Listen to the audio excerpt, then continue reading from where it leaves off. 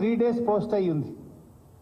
ఇప్పటికే సుప్రీంకోర్టులో ఈడీఏ స్వయంగా చెప్పింది, we will not take any coercive steps అని సుప్రీంకోర్టులో స్వయంగా ఈడీఏ చెప్పింది. ఒకవైపు దేశ అత్యున్నత న్యాయస్థానములో మరి చెప్పినటువంటి మాటకు విరుద్ధంగా అది ఒక మహిళను శుక్రవారం రోజు అది సాయంత్రం 6:30 తర్వాత అరెస్ట్ చేయడం అంటే ఇది ఖచ్చితంగా రాజకీయ కుట్ర. ఇది రాజకీయంగా ఎన్నికల ముందు రేపు నోటిఫికేషన్ వస్తుందంటే ఇవాళ అరెస్ట్ చేయడం అనేటువంటిది మా పార్టీని దెబ్బతీయాలని ఒక పథకం ప్రకారంగా ఒక కుట్రతో చేస్తా ఉన్నారు. 19వ తేదీ కోర్టులో కేసులో ఉంది కదా, ఏమంత అర్జెంట్ వచ్చింది ఇవాళని అరెస్ట్ చేయాలని? కోర్టులో ఈ కేసు ఫుల్ మ్యాటర్ని ఎగ్జామిన్ చేస్తా ఉన్నారు. మహిళల్ని ఈడీ అరెస్ట్ చేయొచ్చా చేయరాదా? ఇది మమతా బెనర్జీ వెస్ట్ బెంగాల్ ముఖ్యమంత్రి గారి కుటుంబ సభ్యురాలిపైన, నళిని చిదంబరం గారిపైన, కవిత గారిపైన ఈ అన్ని కేసులు కలిపి సుప్రీంకోర్టు ఒకవైపు వింటా ఉంది.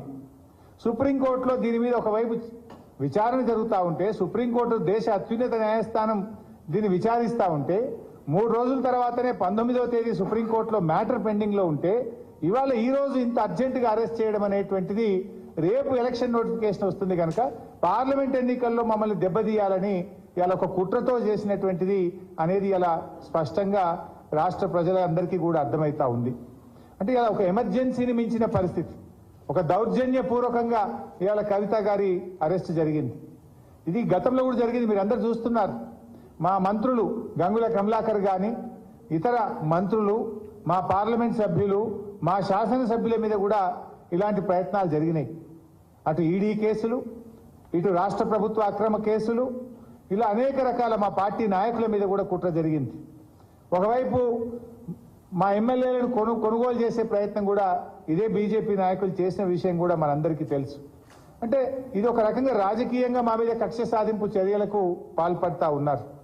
ఎందుకంటే ఇదంతా కూడా ఒక కక్షతో చేస్తున్నటువంటిదే తప్ప ఇంకోటేం కాదు.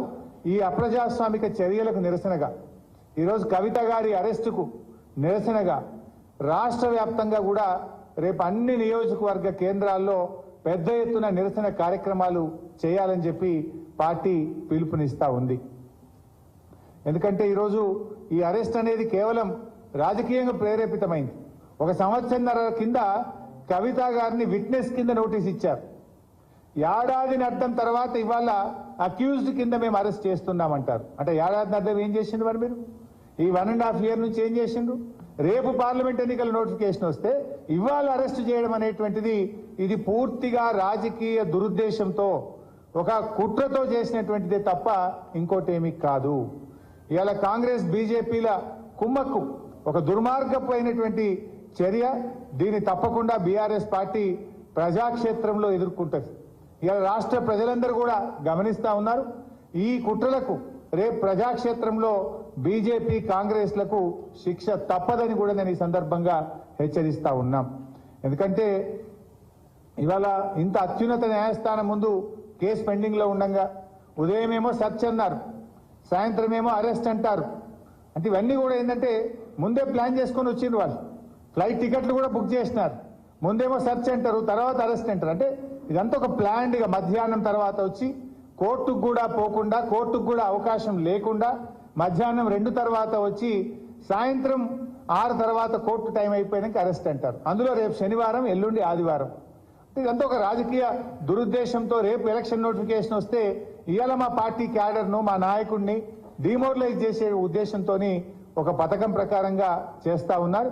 బట్ ఎవరు ఎన్ని చేసినా పోరాటాలు మాకు కొత్త కాదు. ఈ అక్రమ కేసులు, నిర్బంధాలు మాకు కొత్త కాదు. మా పార్టీ పుట్టిందే ఉద్యమాల్లో. తప్పకుండా ఉద్యమిస్తాం, ప్రజాక్షేత్రంలో ఉద్యమిస్తాం, ఈ అక్రమ అరెస్టులకు నిరసనగా ఉద్యమిస్తాం. అదేవిధంగా న్యాయపరంగా కూడా తప్పకుండా పోరాడతాం. న్యాయ వ్యవస్థ మీద మాకు సంపూర్ణమైన విశ్వాసం కూడా ఉంది. రేపు అన్ని నియోజకవర్గ కేంద్రాల్లో కూడా ఎక్కడికక్కడ బీఆర్ఎస్ శ్రేణులు ఈ అక్రమ అరెస్టుకు నిరసనగా పెద్ద ఎత్తున కార్యక్రమాలు చేయాలని చెప్పి కూడా ఈరోజు పార్టీ పిలుపునిస్తా ఉంది.